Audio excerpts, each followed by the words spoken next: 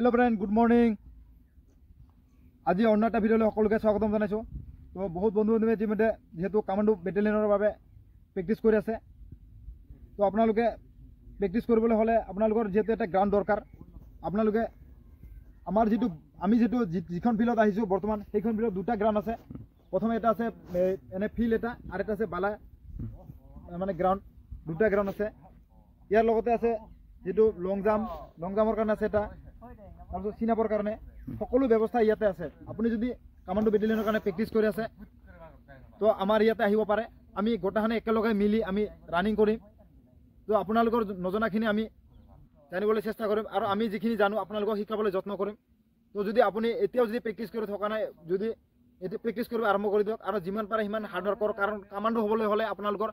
জোশ থাকিব লাগিব আপুনি নিজে ইচ্ছা এনেকে নহব যে এবিউবিত যেনেদৰে আপুনি প্ৰিপাৰেচন কৰিছে এনেকে হলে নহব আপুনি কমান্ডো হ'বলৈ হলে আপোনালোকৰ যেটো হাড় হিমজুৱে তাগত থাকিব লাগিব কাৰণ ইয়াৰ লগতে আপোনাৰ মেন্টেলিও আপুনি ফিট হ'ব লাগিব তেতিয়া আপুনি এজন হট কমান্ডো হ'ব পাৰে